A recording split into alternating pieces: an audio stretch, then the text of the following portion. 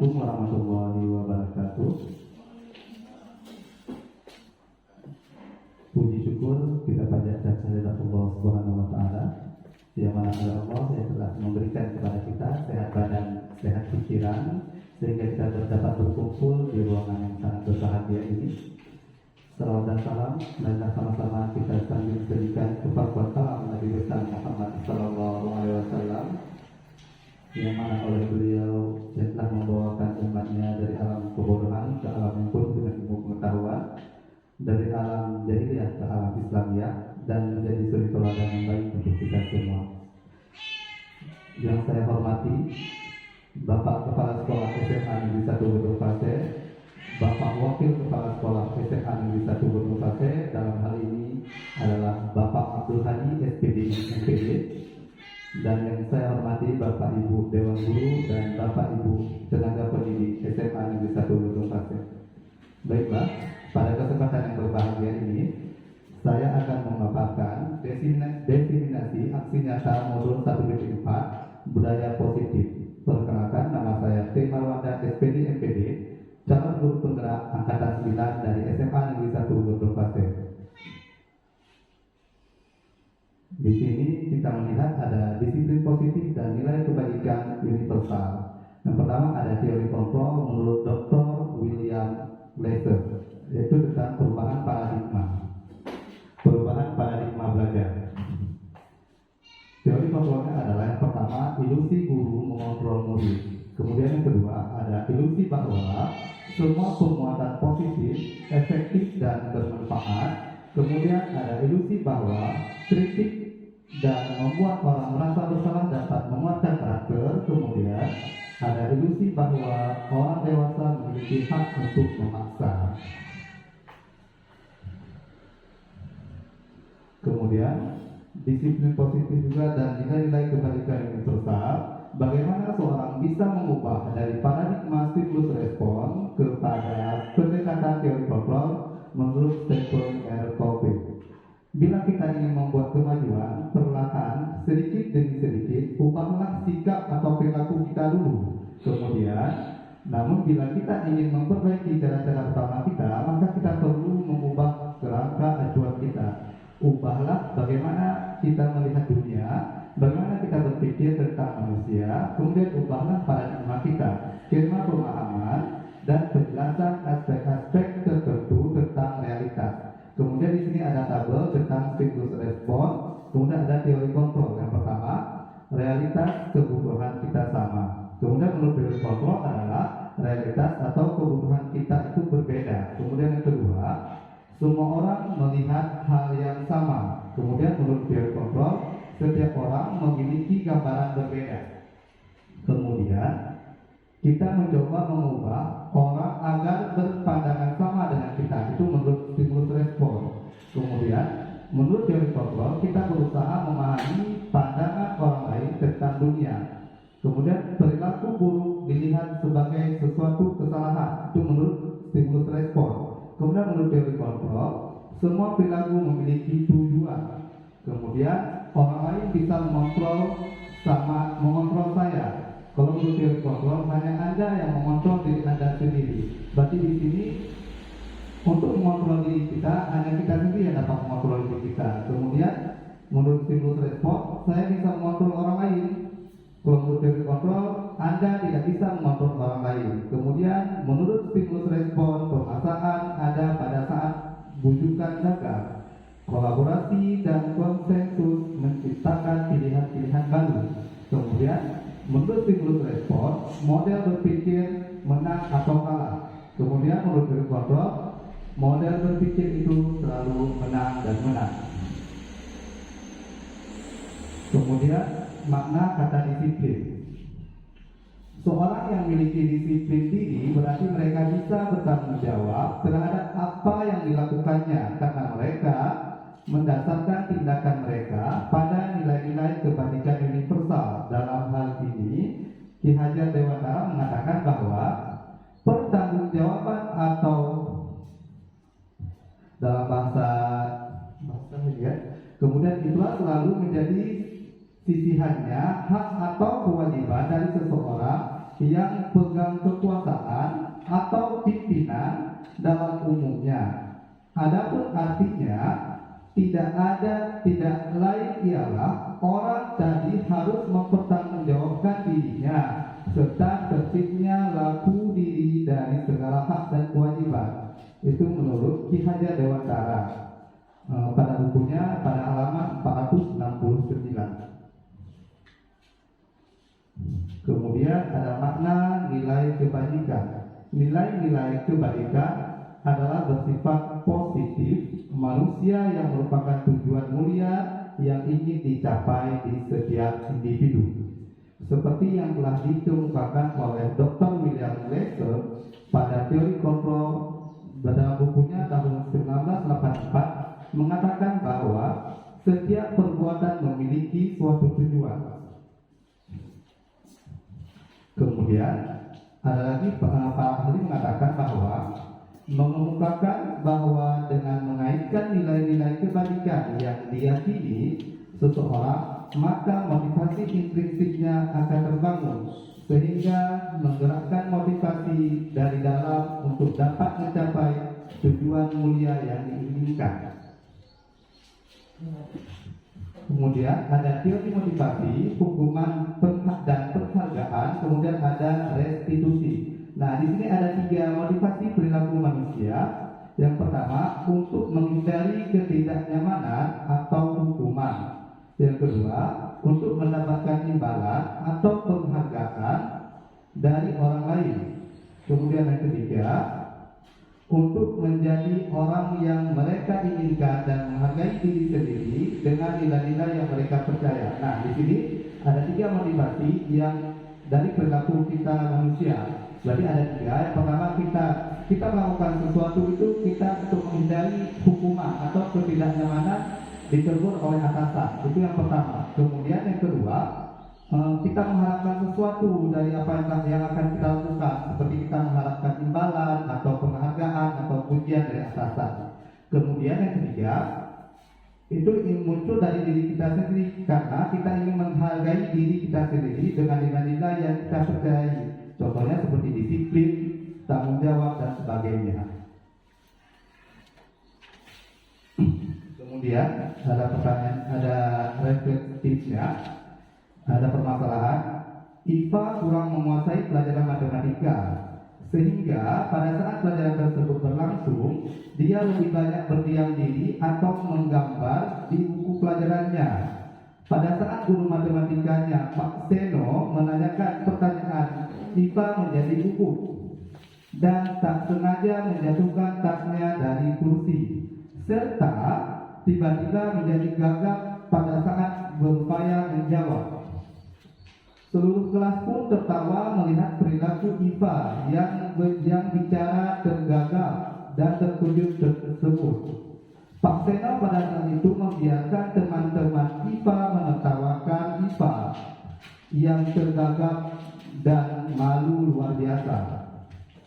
Dan malahan meminta IPA untuk maju ke depan dan berdiri di depan kelas sambil menunjuk hidungnya karena tidak bisa menjawab pertanyaan Pak Seno. Setelah semakin gaduh dan anak-anak pun tertawa melihat IPA di depan kelas memegang ujung hidungnya. Nah, pertanyaannya, apakah Bapak Ibu sekalian setuju dengan tindakan Pak Seno terhadap IPA? Tidak ya Pak ya? Kira-kira menurut Bapak Abdul Hadi, mengapa Bapak Abdul Hadi tidak setuju terhadap Pak Seno yang melakukan tindakan terhadap IPA? Oke, baik, terima kasih atas kesempatan yang diberikan kepada saya. Dalam hal ini, kenapa saya tidak setuju terhadap tindakan Pak Seno terhadap IPA? Itu yang pertama adalah Eva ketika berdiri di depan itu tidak bisa apa-apa, kemudian dia dipermalukan dengan teman-temannya, kemudian Pak Seno tidak memikirkan bagaimana perasaan Eva itu terhadap teman-temannya, maka tindakan yang dibuat oleh Pak Seno ini adalah tindakan termasuk diskriminasi terhadap siswa. Maka dalam hal ini seorang guru itu pada hakikatnya tidak mempermalukan muridnya di depan teman-teman yang lain. Nah, ini pendapat saya. Terima kasih. Assalamualaikum warahmatullahi wabarakatuh. Waalaikumsalam warahmatullahi wabarakatuh. Terima kasih Bapak Abdul Hadi. Sangat setuju dengan pendapat Pak Abdul Hadi. Apakah Anda setuju dengan tindakan Pak Seno? Tidak. Mengapa? Karena Pak Seno tersebut langsung membuat tindakan yang membuat IFA itu tergagap dan malu luar biasa di depan kelas karena dipermalukan. Kemudian kawan-kawannya pun menertawakannya. Terima kasih Bapak Abdul Hadi. Kemudian menurut Bapak Ibu, tindakan Pak Seno terhadap IFA adalah sebuah hukuman atau konsekuensi. Nah, mengapa? Kira-kira gimana Bapak Ibu? Konsekuensi atau hukuman? Oke, silakan Ibu Mutmainah untuk memberi tanggapannya.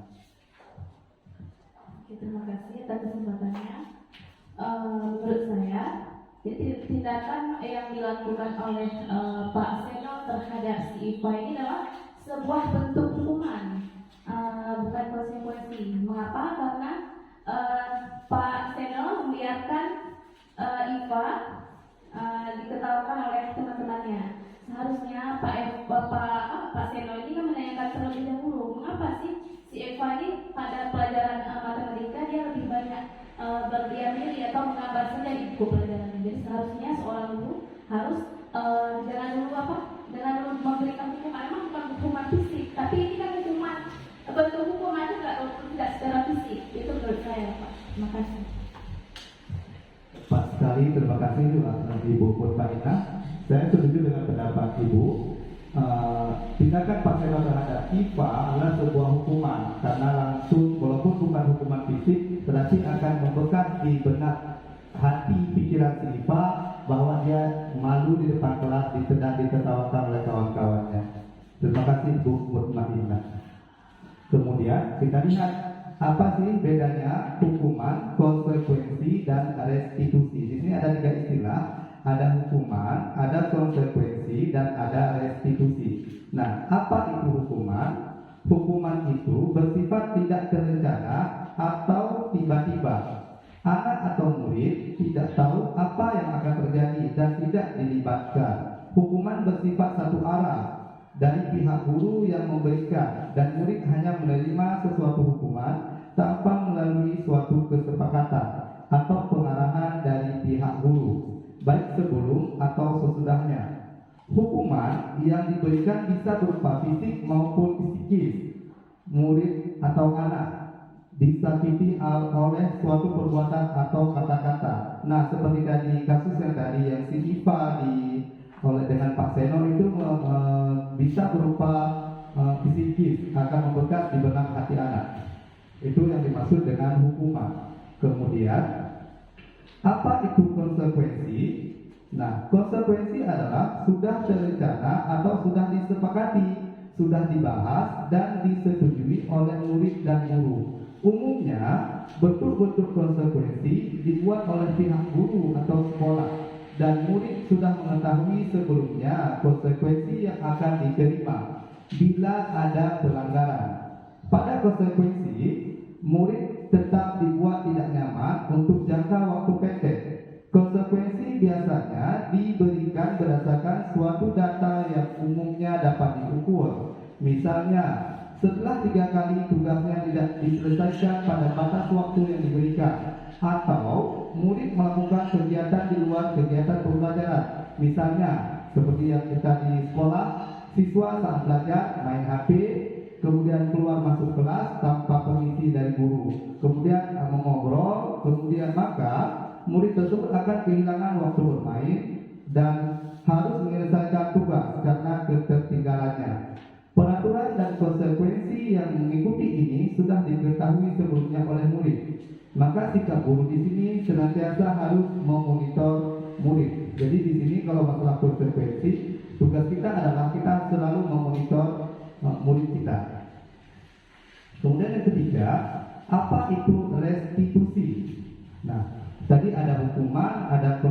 konsekuensi, dan yang ketiga ada namanya restitusi.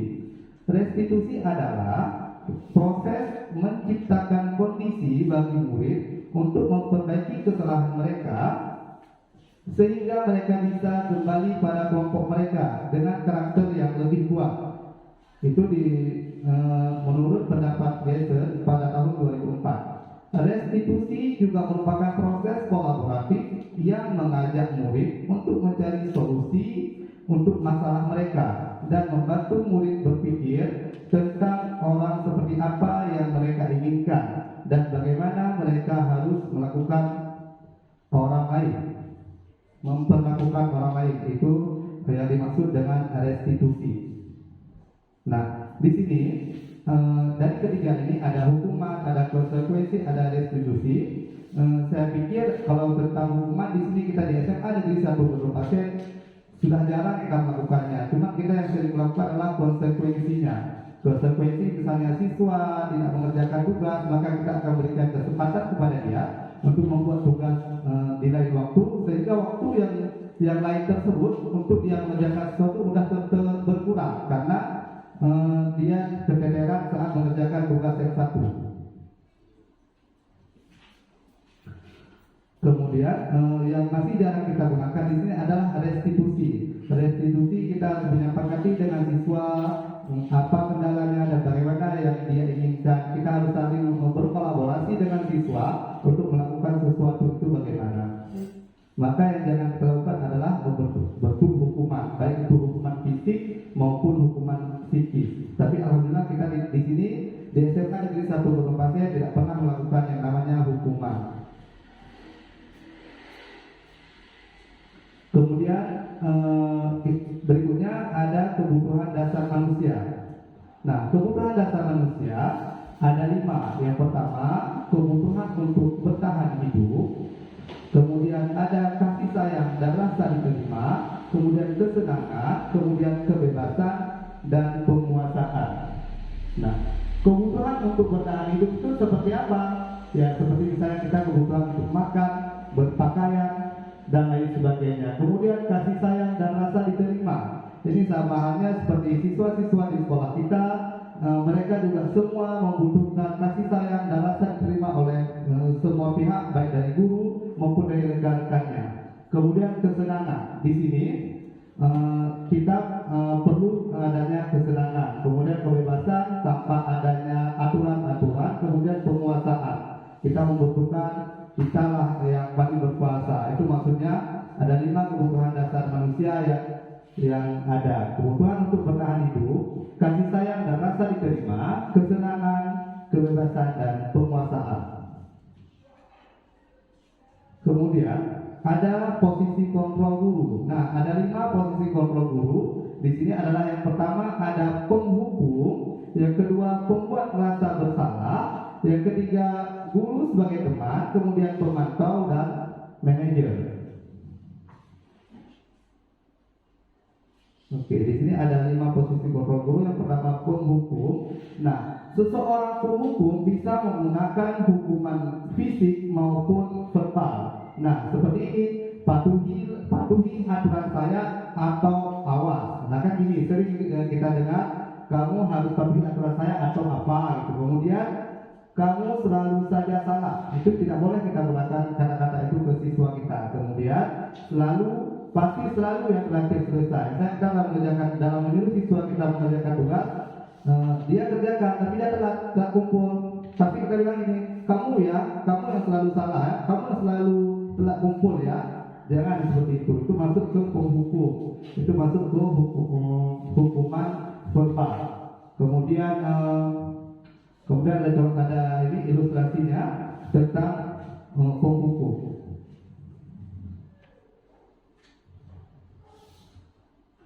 Ini ada contohnya siswa SMA dari suatu sekolah yang dia terlambat ke sekolah, maka di sini ada contoh penghukum yang diberikan oleh gurunya.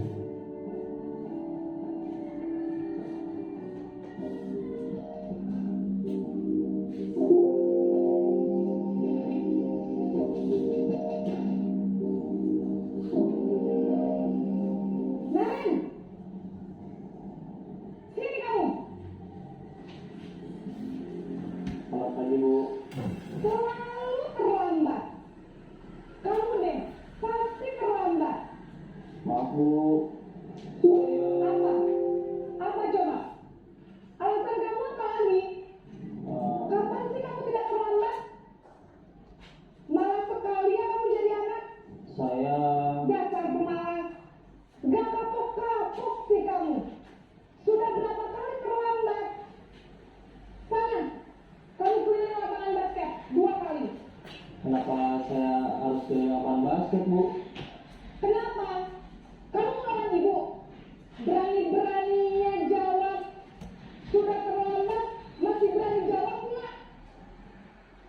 Sekarang, keliling lapangan basket 5 kali sekalian, biar kapok. Cepat, pergi sana ke lapangan basket.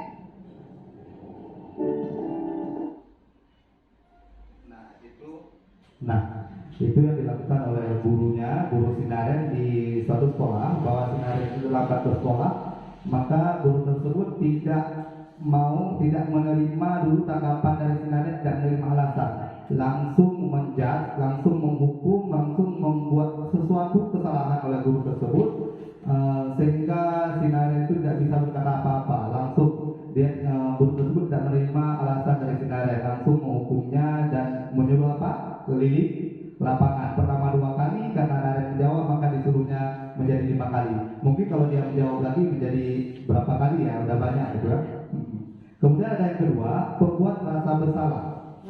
Kemudian yang kedua ada pembuat rasa bersalah. Nah, di sini posisi kita sebagai guru, pada posisi ini biasanya guru akan berusaha lebih lembut. Nah, pembuat rasa bersalah akan menggunakan keheningan yang membuat orang lain merasa tidak nyaman, bersalah atau rendah diri. Contoh kata-katanya dalam pembuat rasa bersalah ini adalah, ibu sangat kecewa sekali dengan Muna. Kemudian berapa kali bapak harus memberitahunya ke kamu. Kemudian gimana coba kalau orang tua kamu tahu kamu berbuat seperti ini. Nah, hal-hal seperti ini juga harus kita hindarkan. Tapi sebelum saya pelajari modul ini, saya pikir yang hal demikian boleh, ternyata tidak boleh. Tidak boleh kita sampaikan bahwa kepada anak untuk membuat dia merasa bersalah. Ternyata itu akan membekas di benaknya bahwa dia itu akan merasa gagal karena dia sudah membuat dia merasa bersalah kepada orang lain. Nah, seperti yang tadi, ibu sangat kecewa, bapak sangat kecewa dengan kamu. Nggak boleh kita keluarkan kata-kata seperti itu. Kemudian ada lagi, berapa kali udah harus memberitahu kamu, atau gimana coba kalau orang tua kamu yang kamu berbuat seperti ini. Nah, dia akan merasa bersalah di sini. Kemudian kita lihat ilustrasinya.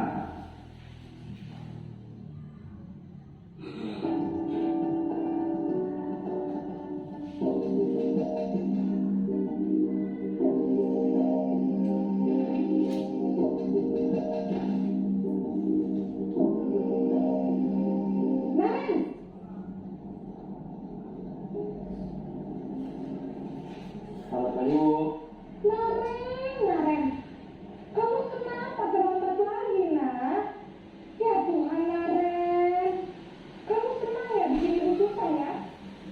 Kalau kamu terlambat lagi, nanti ibu yang bisa berubah kepala sekolah, nak. Disangka ibu tidak bisa membina kamu. Duh, gimana ini? Maaf, Bu. Duh, Gusti Naren, kamu suka ya kalau ibu ditegur bapak kepala sekolah? Terus, sekarang ibu harus tulis apa ya buku absen? Ini kamu sudah sering terlambat loh. Ibu harus apa coba? Maaf, Bu. Maaf sekali. Ya sudah, lain kali jangan bikin ibu susah lagi ya, nak ya. Ibu tidak akan kuat lagi kalau kamu begini terus. Bisa jantungan kalau ibu ditegur bapak kepala sekolah. Sana cepat, kelas. Maaf ya, Bu. Maaf sekali. Nah, di sini di yang kedua ini adalah pembuat rasa bersalah. Maka siswa akan selalu mengatakan maaf Bu, maaf, karena dia selalu memikirkan berarti dia akan merasa gagal atau membuat rasa bersalah terhadap gurunya. Dan guru tersebut selalu mengatakan, kamu selalu buat susah ibu. Kalau kamu buat seperti ini, gimana nanti diketahui kepala sekolah? Karena dia akan merasa bersalah apa yang dia lakukan dan bisa membuat orang lain akan celaka terhadap dia. Seperti tadi dikatakan bahwa ini kalau kamu buat seperti ini bisa jantungan ibu. Kan ini berarti dia kan nanti kalau misalnya ibunya tiba-tiba jantungan walaupun bukan dia yang buat, dia akan merasa bersalah terhadap hal demikian. Nah, kemudian yang ketiga,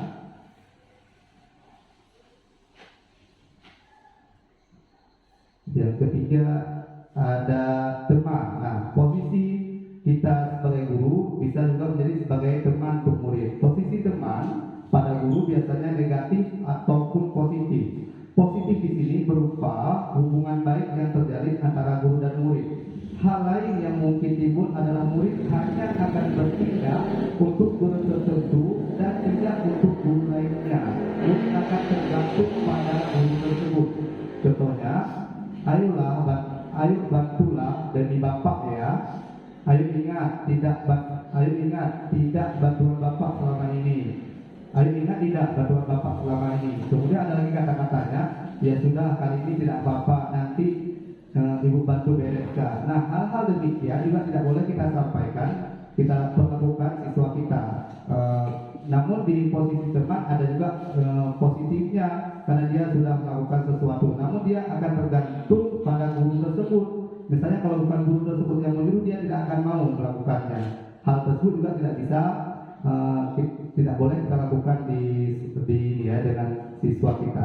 Ada contohnya, ilustrasinya juga dari Naren tadi tentang posisi sebagai teman.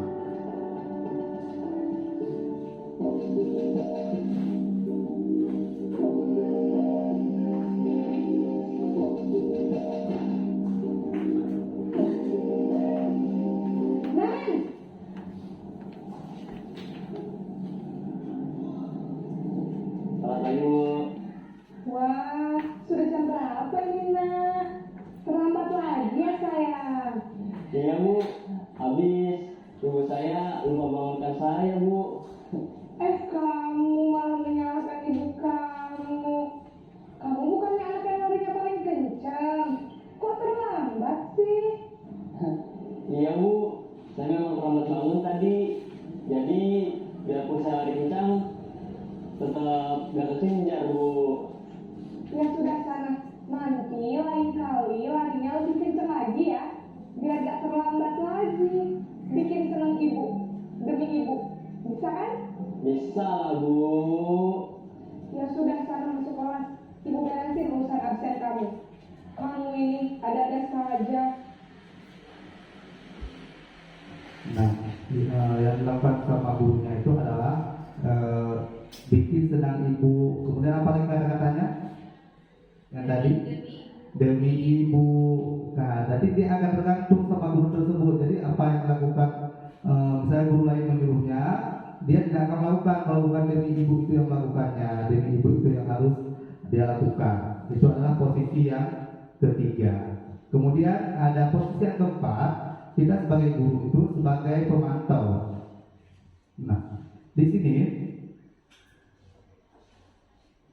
posisi pemantau itu berdasarkan pada peraturan dan konsekuensi dengan menggunakan sanksi atau konsekuensi. Kita dapat memisahkan hubungan pribadi kita dengan murid. Contohnya, peraturannya apa? Apa yang telah kamu lakukan? Sanksi atau konsekuensinya apa? Nah, seperti yang telah kita lakukan di SMA Negeri 1 Gunung Pasir ini, yang sering dilakukan oleh Bapak Abdul Hadi, Bapak Muslim, kemudian Pak Wahyu dan guru-guru lainnya telah melakukan seperti siswa membuat kesalahan, memakai perhiasan berlebihan, kemudian tidak mengikuti aturan sekolah seperti aturan yang sudah kita tulis tentukan. Ke sekolah itu harus memakai sepatu warna hitam, kaos kaki putih, kemudian kukunya tidak boleh panjang. Itu termasuk pemantau. Di sini pas kita menjumpai siswa, kita mau mengatakan bahwa peraturannya seperti apa. Itu kan berarti siswa harus diingatkan terhadap peraturan yang ada di sekolah kita. Itu posisinya kita sebagai pemantau. Di sini juga ada ilustrasi yang terhadap sinaren tadi terhadap pemantau atau monitor.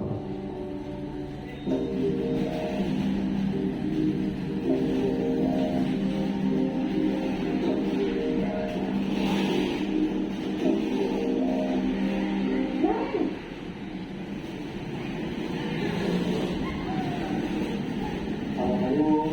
Kemarin, apa peraturan sekolah kita tentang jam berapa kita harus masuk sekolah? Kita harus di sekolah jam 10 Bu. Iya betul. Sekarang sudah jam 7.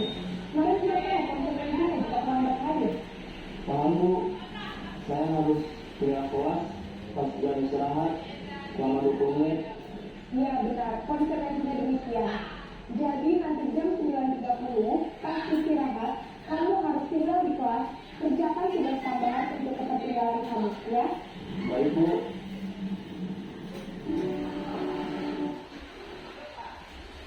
Nah, itu posisinya sebagai pemantau. Nah, kita selalu mengaitkan dengan peraturan yang sudah kita buat di sekolah itu seperti apa. Jadi siswa harus ingat, misalnya seperti masuk sekolah kita jam berapa.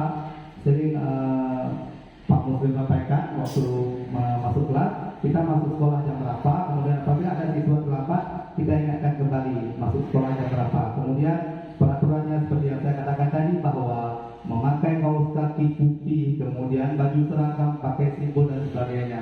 Itu posisi kita sebagai pemantau, kita mengingatkan siswa kita tentang aturan-aturan yang sudah kita buat di sekolah. Nah, kemudian apabila dia melanggar, maka konsekuensinya seperti apa, mereka juga harus ingat. Kemudian yang terakhir, kemudian ada yang kelima.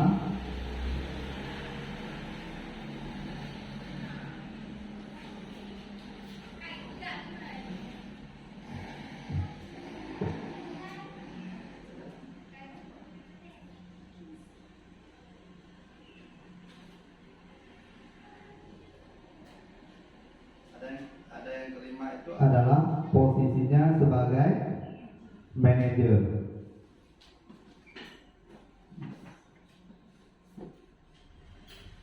Nah, ini ada ilustrasinya yang dilakukan oleh Sinarin tentang yang dilakukan oleh gurunya terhadap Sinarin yang terlambat ke sekolah. Posisinya sebagai manajer.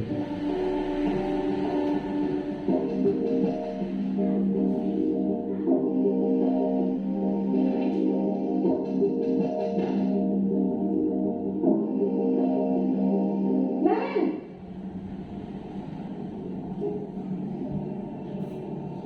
Selamat pagi Bu. selamat pagi Naren. Maaf Bu, saya terlambat. Iya, sekolah masuknya jam 7, sekarang sudah jam 7.20. Jadi sekarang bagaimana ini Naren? Maaf Bu, saya lupa secara alarm saya semalam. Baiklah, menurut kamu, keyakinan sekolah yang mana yang perlu kamu tingkatkan? Menghargai diri sendiri dan orang lain mungkin ya Bu. Setuju. Jadi, apakah Naren meyakini prinsip saling menghormati tersebut? Iya Bu, saya meyakininya. Apakah Naren bersedia memperbaiki masalah keterlambatan ini? Bersedia Bu. Bagaimana kamu akan perbaiki masalah keterlambatan ini?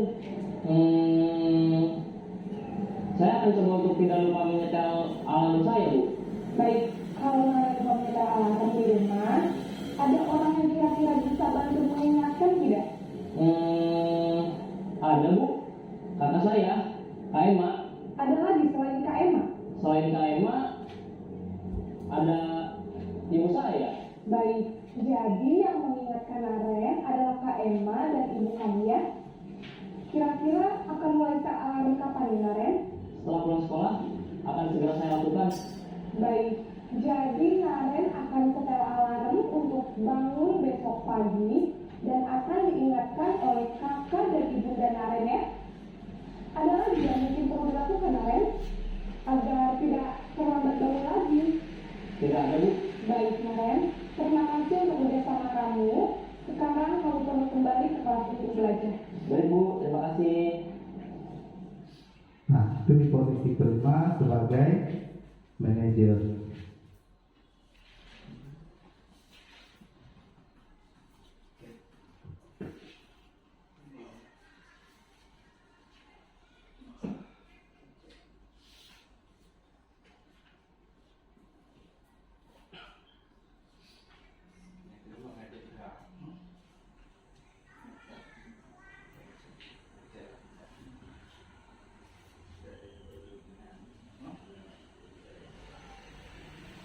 Oke, jadi menurut Bapak Ibu, kelima posisi tersebut kita berada di posisi mana? Oke, saya persilakan ke Bapak Ibu untuk memberikan tanggapan.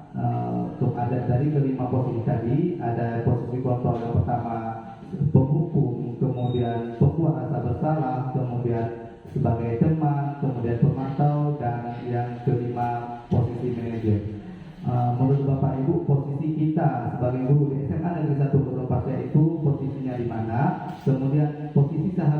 kita seperti apa? Yang pertama saya persilakan kepada Ibu Mutmainah untuk memberikan tanggapannya.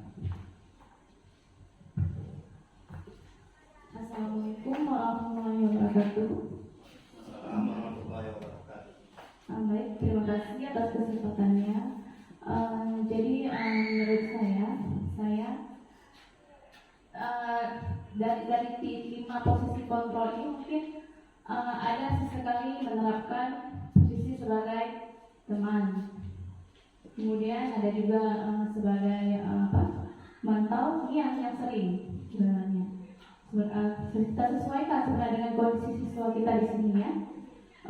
Kemudian yang menurut saya memang seperti yang sudah disampaikan oleh Bapak Demonya, bahwa posisi kita sebagai guru yang seharusnya yang lebih bagus itu sebagai posisi manajer.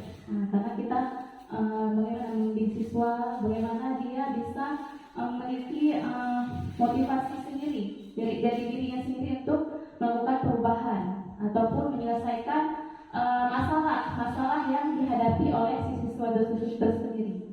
Mungkin kita kondisikan juga kembali kepada siswanya. Kalau memang mungkin kita terapkan posisi manajer ini akan lebih baik. Ya, itu saja dari saya. Ya, assalamualaikum warahmatullahi wabarakatuh. Waalaikumsalam warahmatullahi wabarakatuh. Terima kasih kepada Ibu Mutmainah. Selanjutnya kami persilakan kepada Bapak Muslim untuk memberikan tanggapan di mana posisi kita sekarang sebagai guru di SMA Negeri 1 Gunung Pasir dan seharusnya seperti apa. Kami persilakan. Baik, assalamualaikum warahmatullahi wabarakatuh.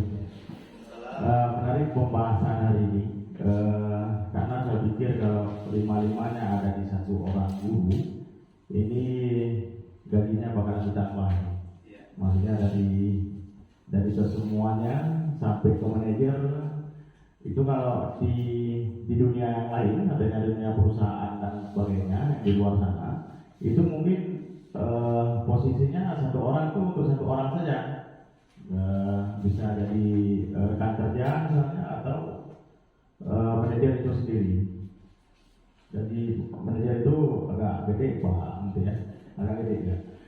Jadi begini, kalau pembahasan kita hari ini satu orang guru itu harus bisa harus bisa terangkum di semua cabangnya. Ada sebagai teman tadi, ada sebagai controlling, ada sebagai penghukum, ada sebagai manajer dan sebagainya. Saya berpikir di SMA Gunung Pasir ini ada semua posisi itu. Jadi ada sebagian kita yang memang menjadi penghukum, tapi penghukum itu adanya ketika memang posisi yang lain sudah kita duduki. Artinya misalnya kita sudah pernah membuat siswa merasa bersalah dengan kesalahan-kesalahan yang dibuat. Kemudian kita juga pernah berlaku sebagai teman, ya Pak Adi ya. Kita juga pernah panggil siswanya, kita duduk, kemudian kita diskusi dengan anak-anak, sampai kita tanyakan itu kamu tidurnya jam berapa malam sehingga telat ke sekolah. Oh, kalau misalnya dia bilangnya tidurnya jam 2, bangunnya jam 7, berarti kita suruh atrek lagi. Sampai seperti itu kita buat sebagai teman. Kemudian sebagai pemantau sudah pasti ya, semua kita di sini, semua guru di sini sudah seyogianya menjadi pemantau. Karena begini, kadang menjadi seorang guru ini kan walau menjadi seorang guru itu harus memang fit. Semua harus semua harus ada sama seseorang guru itu, tapi kita tidak bisa pungkiri yang bahwa di antara kita memang ada yang mentalnya enggak sebagai seorang guru gitu. Jadi maksudnya kadang-kadang nanti dalam memberikan hukuman kepada siswa kadang-kadang pun nggak berani, tapi dia udah lihat siswanya buat kesalahan. Dia seperti apa? Dia melaporkan misalnya kepada wakil kesiswaan. Itu kan seorang guru udah jadi pemantau yang bahwa Pak ada tuh siswa yang pakai baju atau sepatu yang tidak sesuai dengan peraturan sekolah, maka nanti akan ditindak oleh BP-nya atau wakil kesiswaannya. Nah, jadi semua guru saya yakin memang di sini jadi pemantau. Kemudian ada juga di antara kita bahkan kebanyakan memang yang sudah memang menjadi manajer, akhirnya sudah bisa merangkum semua kesalahan yang dibuat oleh siswa. Kemudian kita coba cari solusinya bagaimana, kita duduk bersama sehingga nanti apa yang kita harapkan di sini sesuai dengan apa yang disampaikan. Begitu mungkin tanggapan sementara dari saya. Kalau nanti ada yang mau ditambahkan, saya sampaikan. Terima kasih. Terima kasih Pak Muslim. Saya sangat setuju dengan yang Bapak katakan. Di sekolah kita semua posisi ada, Pak Bapak, dari posisi penghukum sampai manajer. Namun di posisi penghukum ini, apabila posisi-posisi lain sudah kita lakukan, tetap juga berlaku hal yang sama, baru dilakukan posisi penghukum. Walaupun pada dasarnya tidak boleh dilakukan posisi kontrol guru itu sebagai penghukum. Oke.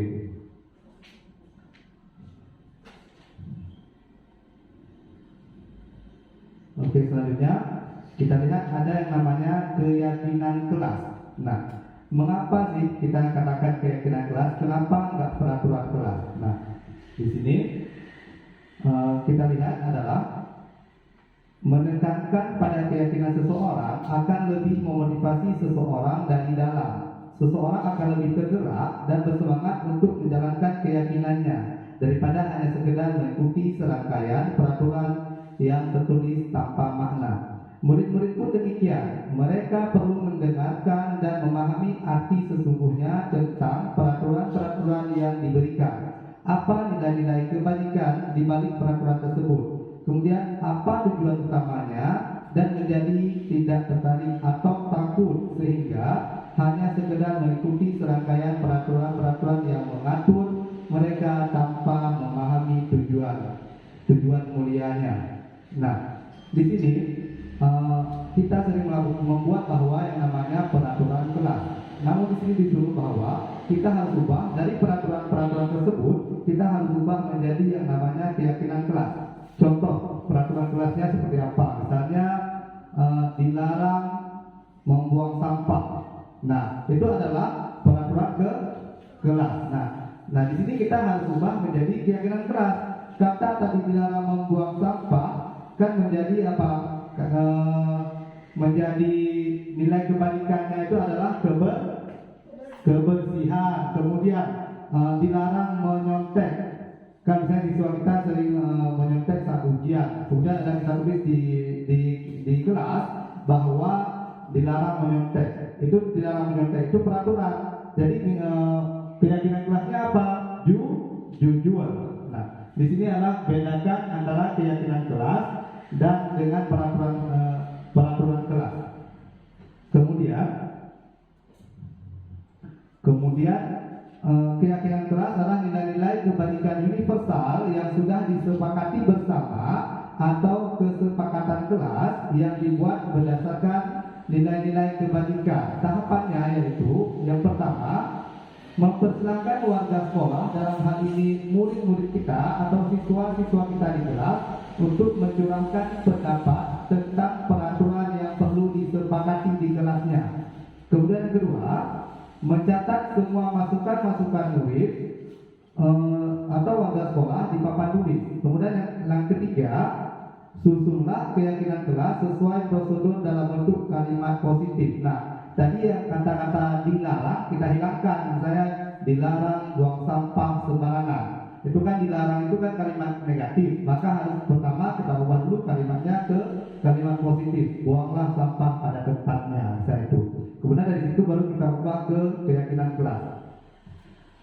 Kemudian tinjau kembali daftar jumlah pendapat yang sudah dicatat. Kemudian yang kelima, tinjau ulang keyakinan kelas secara bersama. Kemudian yang keenam, setelah keyakinan kelas selesai dibuat, maka semua warga kelas atau siswa kita di kelas dipersilakan meninjau ulang dan menyetujuinya dengan cara bisa menandatangani keyakinan kelas tersebut. Siswa itu membuat tanda tangan di keyakinan kelas yang sudah kita buat. Kemudian keyakinan kelas selanjutnya bisa dilekatkan di dinding kelas atau di tempat yang mudah dilihat oleh warga sekolah atau warga kelas. Di sini berarti keyakinan kelasnya bisa dilihat oleh siswa semua di kelas kita. Kemudian ini contoh keyakinan kelasnya. Setiap anggota kelas perlu belajar.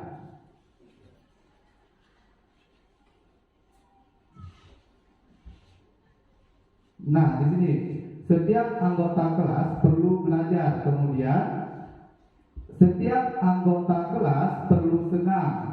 Kelas perlu melakukan tugas. Kemudian setiap anggota kelas perlu saling menghargai. Setiap anggota kelas perlu merasa aman. Itu dia keyakinan kelas.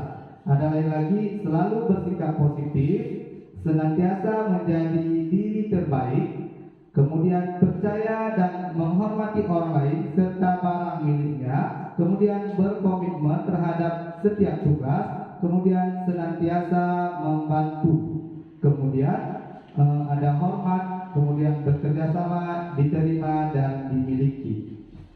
Selanjutnya ada yang namanya tadi restitusi. Ini ada segitiga restitusi. Segitiga restitusi adalah suatu proses dialog yang dijalankan oleh guru atau orang tua agar dapat menghasilkan murid yang mandiri dan bertanggung jawab.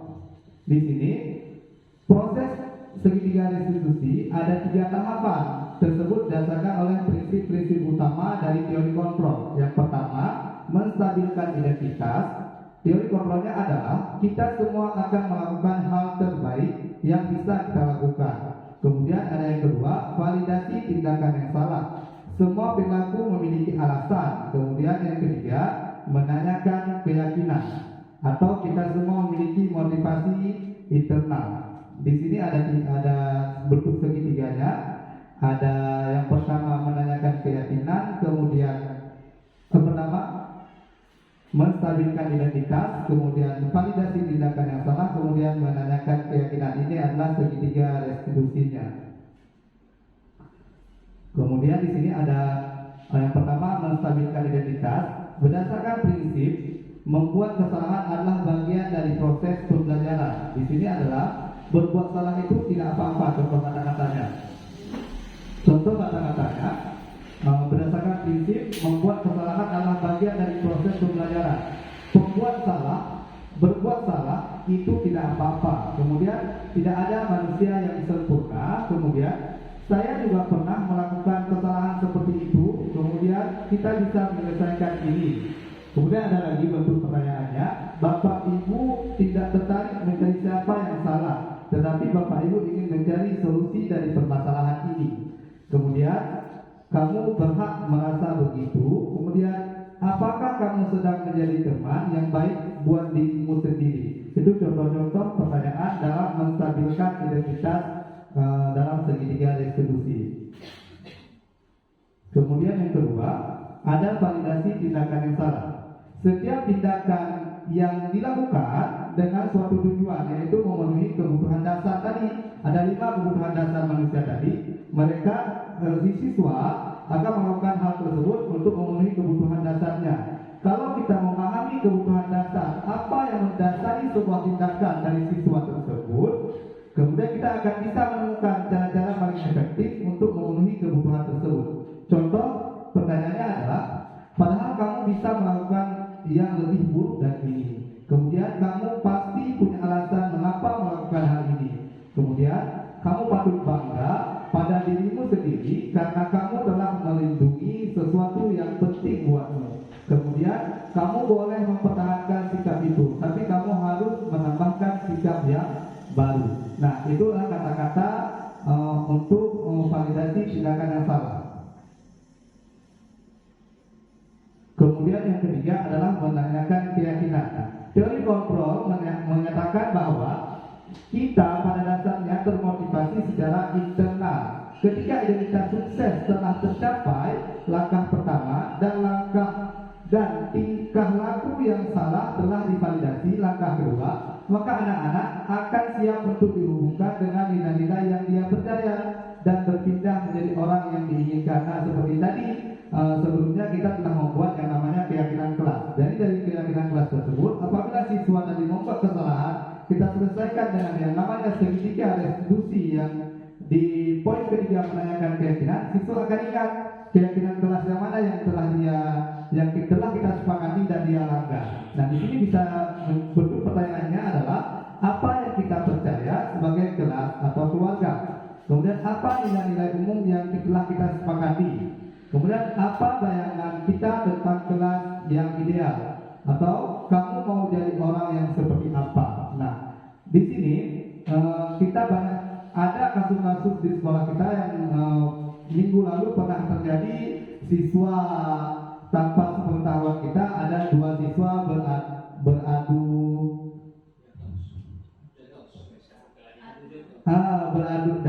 beradu argumen sehingga menjadi perkelahian adu jotos ya. Nah, di sini sebenarnya kita bisa menyelesaikan dengan yang namanya segitiga restitusi. Yang pertama, apa tadi yang pertama? Segitiga restitusinya yang pertama adalah menstabilkan identitas. Nah, kita bisa menanya pertanyaan-pertanyaannya yang seperti ini. Kita bisa menyelesaikan ini, kemudian ini adalah pertanyaan-pertanyaan untuk yang pertama, untuk menstabilkan identitas. Kemudian ada yang kedua, kita bisa validasi tindakan yang telah dilakukan tadi terhadap kedua siswa tadi. Kemudian yang ketiga adalah menanyakan keyakinan. Nah, saya rasa langkah pertama dan langkah kedua telah kita lakukan, sangat bagus yang dilakukan oleh Bapak Abdul Hadi dan Pak Wahyu waktu itu. Kemudian yang belum dilakukan adalah menanyakan keyakinan, karena keyakinan ini masih belum tepat, belum kita laksanakan di kelas kita tentang keyakinan kelas. Namun ini harus kita lakukan supaya apa? Supaya siswa harus ada dari termotivasi secara internal, harus ada dalam dirinya motivasinya seperti apa. Jangan seperti tadi yang 3 posisi tadi. Posisi motivasi seorang manusia yang pertama itu dia membuat sesuatu supaya tidak ditegur atasan, kemudian dia mendapat penghargaan. Kemudian yang ketiga, yang paling bagus adalah dia termotivasi dari dirinya sendiri atau motivasi secara internal. Baik, selanjutnya adalah kesimpulannya dari pembahasan kita pada hari ini adalah dalam penerapan program disiplin positif, hendaknya guru memiliki standar kepribadian, profesional, dan sosial yang baik, di mana guru mampu merefleksikan dirinya sebagai amok atau manajer yang dapat menuntun murid agar dapat berkarakter profil pelajar Pancasila sesuai dengan kurikulum kita, kurikulum Merdeka. Oke, selanjutnya masukan atau saran kami berikan kepada Bapak Ibu Dewan Guru. Untuk yang pertama, dalam hal ini diwakilkan oleh Wakil Kepala Sekolah Bidang Kesiswaan, kepada Bapak Abdul Hadi, kami persilakan waktu itu.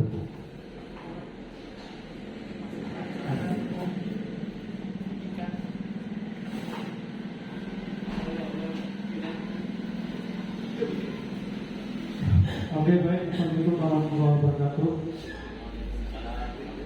Syukur Allah berikan sehat pada hari ini. Semoga apa yang sudah disampaikan oleh Pak D. Maranda menjadi sebuah motivasi kita sebagai guru. Bila ada siswa kita yang sedang bermasalah, jadi ada solusi yang harus kita tawarkan kepada mereka. Nah, dalam hal ini kita juga sebagai bisa kita jadikan sebagai teman terhadap siswa-siswi kita, agar semua permasalahan yang dihadapi bisa kita selesaikan secara adat. Kemudian juga dalam hal ini kita juga bisa menjadi seorang pemantau dan bisa juga menjadi sebagai seorang manajer yang bisa mengelola semua kegiatan siswa, baik siswa yang lagi bermasalah maupun siswa yang tidak bermasalah. Maka dalam hal ini saran saya kepada Pak Wanda, ketika Pak Wanda sudah menguasai ilmu nanti di CGP-nya, bisa kita berbagi sharing dengan sesama rekan guru supaya pengalaman-pengalaman Bapak nanti baik Ibu Mutmainah dan Bapak Marwanda bisa berbagi dengan kami. Insya Allah kami juga sebagai guru akan ada pengalaman yang mungkin belum kami dapatkan pada CGP. Insya Allah bisa kita terapkan bersama untuk kemajuan sekolah kita dan untuk keberhasilan tingkat belajar anak-anak kita. Mungkin saran saya sebagai perwakilan kepala sekolah Pak Marwanda, ada baiknya hal-hal seperti ini boleh disampaikan secara kontinu berkelanjutan supaya kami ini yang mungkin belum dapat ilmu bisa kita dapatkan ilmu dari Bapak sendiri. Maka dalam hal ini kami juga pihak sekolah sangat mendukung akan kegiatan yang diprakarsai oleh CGP, dan mudah-mudahan untuk selanjutnya ada CGP lain yang akan menyusul demi kemajuan pendidikan di sekolah kita. Mungkin ini yang dapat saya sampaikan. Terima kasih Pak Marwanda telah memberikan kesempatan kepada saya. Terima kasih atas segala perhatian, mohon maaf atas segala kekurangan. Billahi taufiq wal hidayah. Assalamualaikum warahmatullahi wabarakatuh. Waalaikumsalam warahmatullahi wabarakatuh. Terima kasih kepada Bapak Kepala Sekolah, dalam hal ini diwakilkan oleh Bapak Abdul Hadi SPD MPD sebagai wakil kesiswaan. Hanya ini dapat saya sampaikan, lebih dan kurang saya mohon maaf. Semoga apa yang dapat saya sampaikan semoga bisa bermanfaat untuk kita semua. Amin ya rabbal alamin. Akhirul kalam, wabillahi taufiq wal hidayah. Assalamualaikum warahmatullahi wabarakatuh.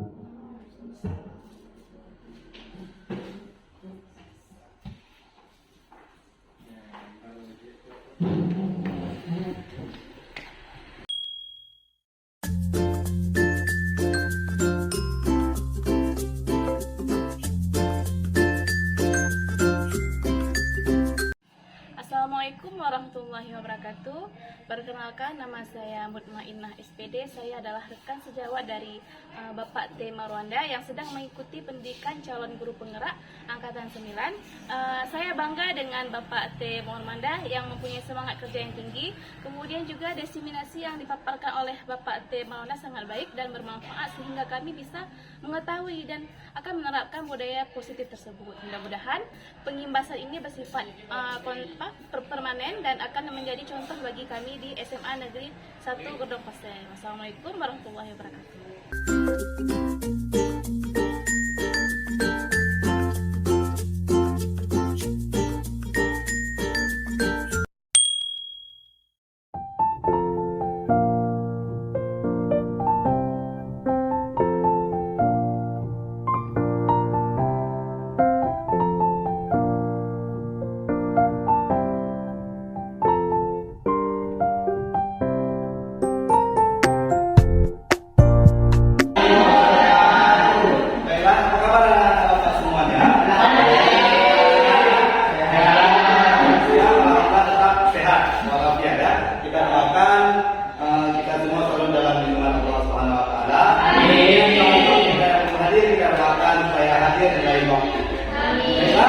Pada kesempatan ini kita akan menuliskan tentang keyakinan ke keyakinan kelas ini. Kalian kan pernah dengar yang namanya peraturan kelas. Pernah? Apa itu peraturan kelas? Gimana contoh peraturan kelas yang kalian dengar? Contoh peraturan kelas: tidak boleh membawa HP lain lagi, tidak boleh merokok, tidak boleh merokok, tidak boleh merokok lagi, datang tepat waktu, apalagi dilarang cabut. Dilarang cabut itu namanya peraturan kelas. Nah, sekarang dari peraturan tersebut kita akan membuat namanya keyakinan kelas. Nah, keyakinan kelas tersebut itu kita harus sepakati bersama, nanti kemudian ditempelkan di sini di depan. Nanti kalian bisa lihat keyakinan kelas kita seperti apa. Berarti Bisa dimengerti? Bisa.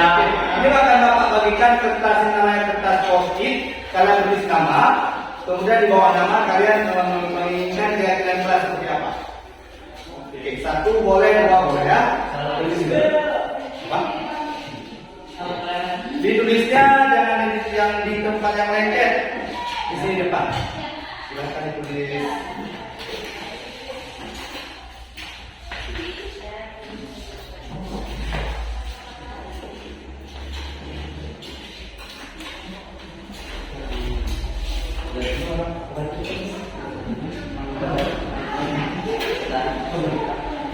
Silakan dituliskan. Oke, ditulis. Udah? Belum? Oke, kita dulu ya.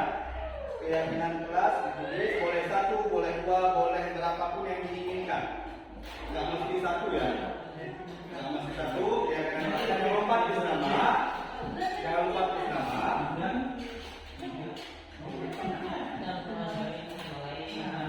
Keyakinan kelasnya apa yang diinginkan? Kamu pengennya seperti apa? Keyakinan kelasnya misalnya gini.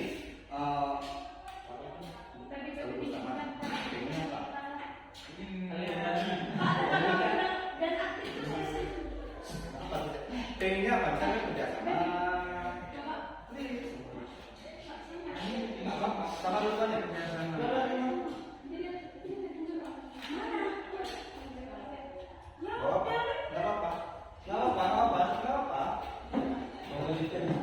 Boleh, tulis saja.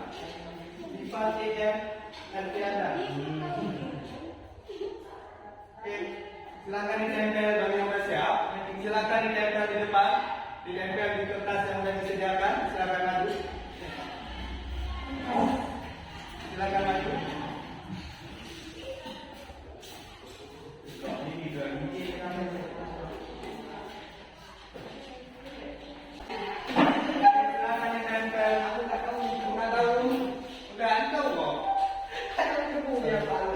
Oke, silakan dulu.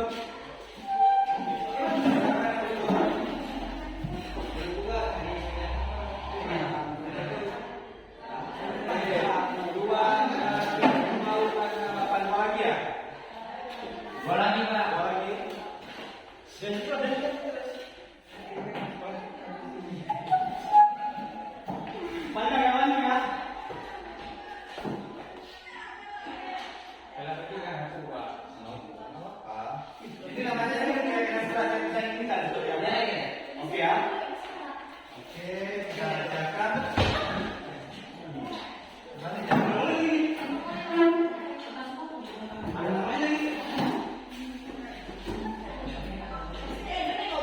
Oke ya, kita lihat ya. Kita lihat kira-kira kelas yang mulai kita tulis masing-masing. Yang pertama dari Uksin, saling kerjasama. Kemudian dari Amanda Imanika, datang tepat waktu, lebih menyenangkan. Oke, kemudian saling menghormati dan kompak adalah satu hal yang diidamkan. Kemudian Saskia Febriana, tiket kelas datang lebih awal, tepat waktu dan aktif di kelas, saling membantu sesama. Kemudian ada Litian Nurung, saling menghargai antara teman atau guru, mengerjakan piket sesuai jadwal. Kemudian Ivan Adrianda, saling menghargai satu sama lain dan harus menaati peraturan sekolah. Saling saling menghargai dengan debat, menghormati guru. Kemudian mewujudkan disiplin. Raju Fikri, Erlangga tadi mewujudkan disiplin. Raju Fikri selalu berbuat baik semuanya atau sesama. Sesama bahasanya ya, semuanya. Oke, harus menandai. Saya ingin sekolah kita bersih ya, tapi harus dipindah. Kemudian Dimas Prayoga, jangan melanggar peraturan sekolah. Jangan ya. Berarti kata-kata jangan itu Pak bilang apa? Itu kalimatnya negatif. Tidak boleh. Kemudian apa lagi? Saling kerjasama. Ini bagus, sudah ada. Saling menghargai dengan teman. Ada yang sama lagi? Zulmi Makaira yang sama? Saling menghargai teman dengan ada sama dengan aktivitas yang dulu. Kemudian menghormati guru. Ada yang menghormati guru tadi?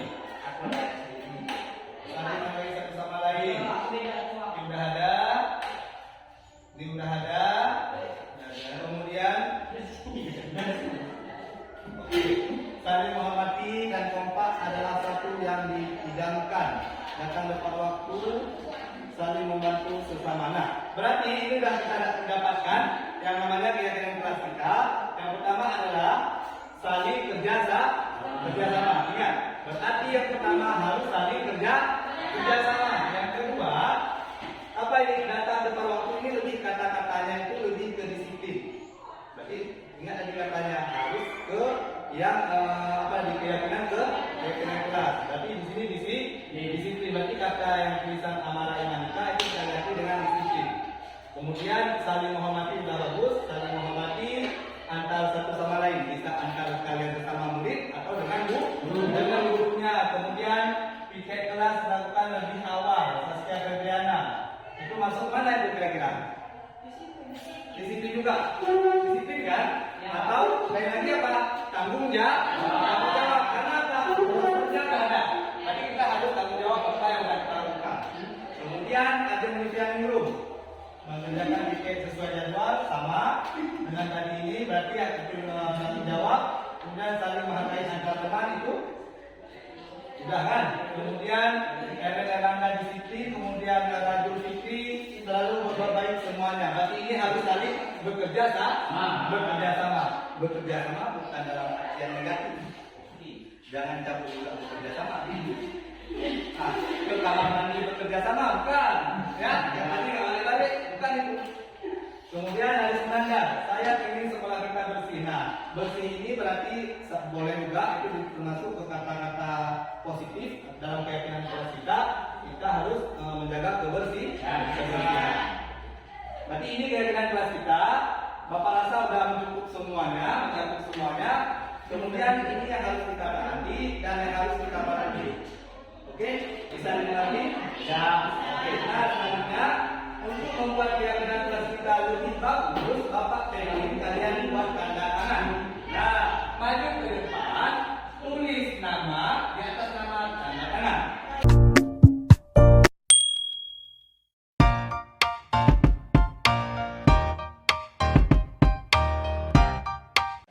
Assalamualaikum warahmatullahi wabarakatuh. Nama saya Azhari Jamirum dari kelas 12 MIA.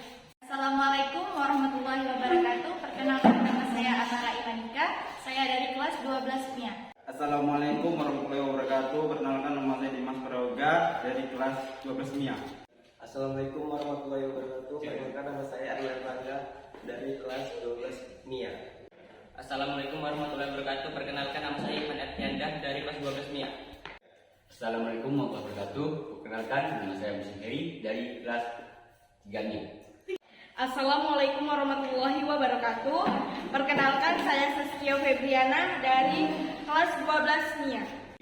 Assalamualaikum warahmatullahi wabarakatuh. Perkenalkan nama saya Juli Mahera. Saya dari kelas 12 MIA.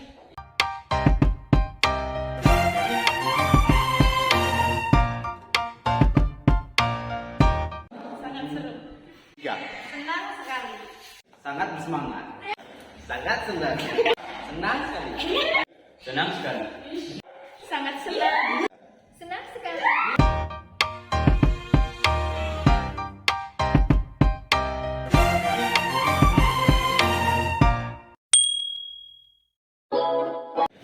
Sangat penting karena dapat membuat kita saling menghargai dan lebih baik lagi. Dengan dibuatnya keyakinan kelas, seluruh siswa yang ada di kelas semakin menjadi lebih disiplin. Saya juga senang dengan dibuatnya keyakinan kelas, semua orang jadi bisa menghargai satu sama lain. Sangat penting karena dapat membuat kita lebih menghargai orang lain dan lebih baik lagi. Sangat penting karena dapat menumbuhkan rasa tanggung jawab. Sangat penting karena dapat membuat kita lebih disiplin. Karena adanya keyakinan kelas membuat kita lebih bertanggung jawab, disiplin, dan menghargai orang lain. Sangat penting karena dapat membuat kita